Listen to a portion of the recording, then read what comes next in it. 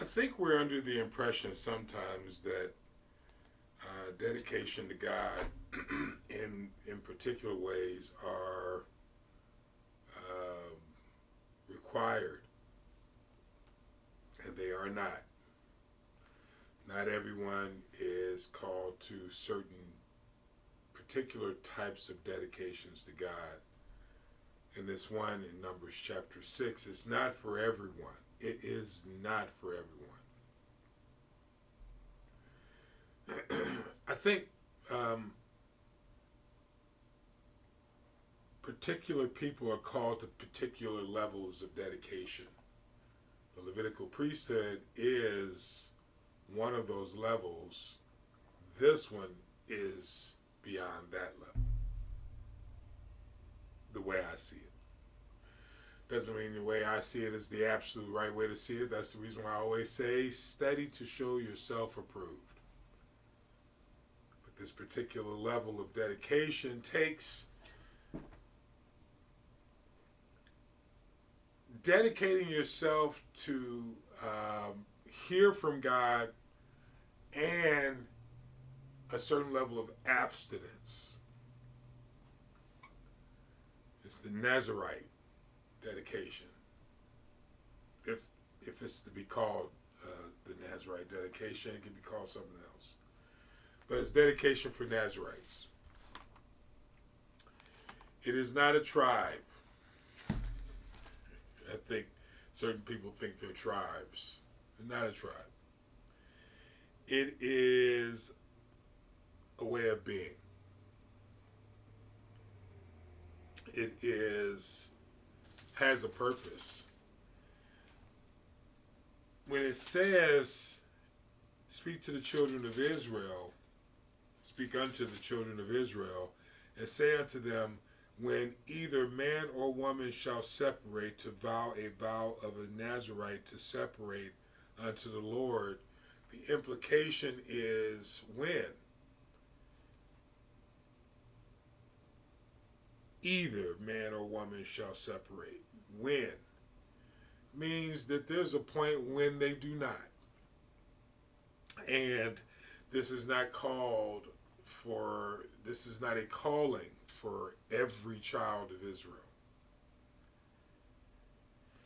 I don't think you can get every child of Israel to even do it. Verse 3, and he shall separate from wine and strong drink, and shall drink no vinegar of wine or vinegar of strong drink, neither shall he drink any liquor of grapes, nor eat moist grapes or dried, all the days of his separation, which means that there are days that are not of separation. Shall he eat nothing that is made of the vine tree, from the kernels even to the husk. Potato, vodka, corn, I think it's whiskey, different types of whiskeys, and grapes, wine. It didn't mention potato, but I thought I'd throw that in for free. Verse 4, all the days of his separation shall eat nothing that is made of vine tree or kernels. Verse 5, all the days of the vow of his separation there shall no razor come upon his head until the days be fulfilled in which he separates unto the Lord. Verse 9, jump down there. And if any man die very suddenly by him, and he hath defiled the head of his consecration, then he shall shave his head in the day of his cleansing. On the 7th day shall he shave it. And on the 8th day he shall bring 2 turtle doves or 2 young pigeons to the priest, to the door of the tabernacle. Reminds you of Leviticus chapter 12, verse 8 for the sin offering. And keep in mind, the person that died, he didn't kill them. They died next to him, and then he had to shave his head on the 8th day, bring an offering. for the burnt offering, which to me is dedicating yourself and making an atonement for him for that he sinned by the dead, and shall hallow his head that same day. The reason why I wanted to read that part to you and kind of focus there is the dead. This is something that he didn't cause.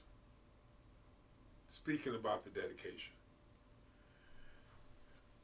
It's not something that he tried to do. It's a dead person fell dead next to him. He had to cut his hair off. On the 8th day, give an offering. And verse 12, and he shall consecrate unto the Lord the days of his separation. Start over. I've been on this trip about the grace and mercy of God, and I made a post, and I didn't put it publicly. I just made it private because I was unsure about releasing it. And this is what I said.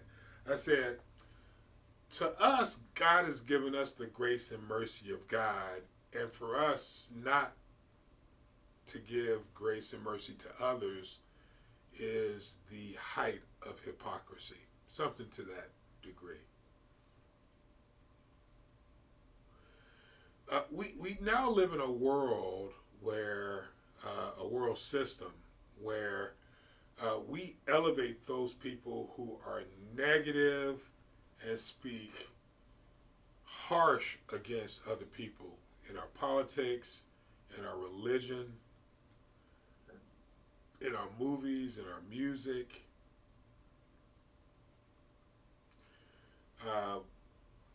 It's all about competition, and I'm better than you, and you're not. It's all these things that have absolutely nothing to do with the elevation of the kingdom of God. And don't get me wrong, I listen to some. I don't listen to it as much as I did. I listened to it for a period of time, mainly because I wanted to understand it, and I like the production. I love produced music. When I say I listen to it, I listen to hip hop, I listen to jazz, I listen to a lot of different music, rock and roll.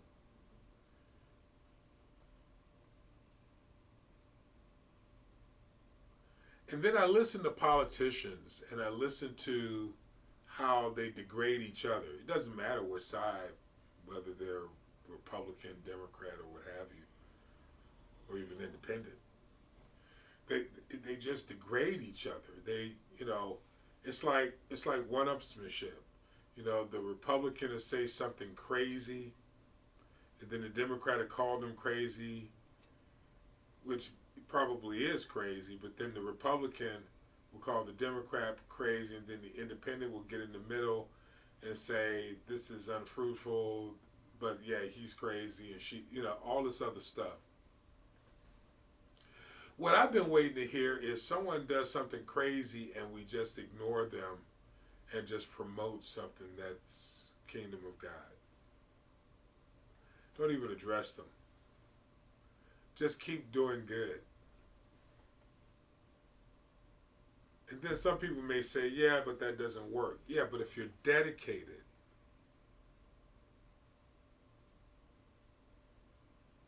why spend time with the dead? Let the dead bury the dead. In other words, if they're dead in their sins and their trespasses and they want to live in their sins and their trespasses, what makes you think that you getting into their sins and their trespasses is going to make it even better? Where is the dedication to God? I think the thing that's most challenging about this is that the people who say they're dedicated to God are the ones doing it. I don't understand. Isn't the demonstration of grace and mercy and love and respect the model of demonstration, the model of dedication? Isn't our response supposed to be? That reflecting respect and honor and love and good character demonstrated, not just talked about. Dedication has nothing to do with being talked, talk about dedication. No, this one says abstaining. This word says to abstain from strong drink. It's the action of not doing something, not being around dead people, not being around the drinks, not taking part of that which is not dedicated.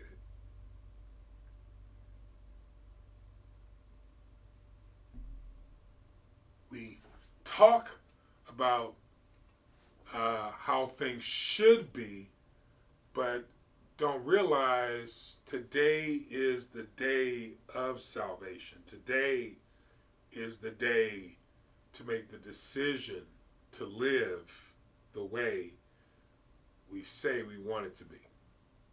Today, right now, this very second, the dedication is not hyping dead works or putting on pedestal those who hype dead works, who talk about the way it should be, but are actually engaged in doing the work of the ministry, who have great instructions on how it should be played out, but aren't playing it out and just waiting on the right time, the right people. They're followers, not leaders. Calling themselves leaders, but they're followers. They're the people that don't want to pay the price of abstinence. They don't want to pay the price of not being around dead people. They don't want to pay the price of dedication, but like talking about it. They're the people who project onto others fallacies that they suffer from. I know. I mean, I've done the same thing. I didn't know I was doing it. Had no idea. Had to deal with my frailties, insecurities. Still have to deal with my humanity. I do wrong and don't know I'm doing wrong until I get older and discover I did wrong. Then I have to rededicate and recognize that it's me who's the cause of these things that are not helping to root and ground the kingdom of God into our society. I have to take stock, confess,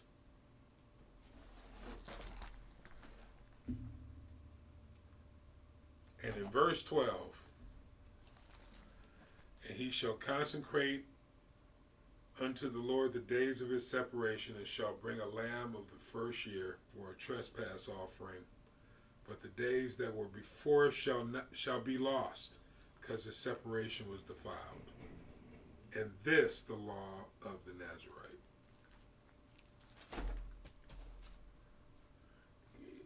So the question is, can you admit that you need to separate? I'm talking to the leaders. I'm called to the leadership. You already know who Jesus is. You already know who God is. And this is for my grandkids, my brothers and sisters in Kenya. Are you ready to dedicate yourself, separate yourself from dead works, purely do the work of the ministry. This is the time to make the decision.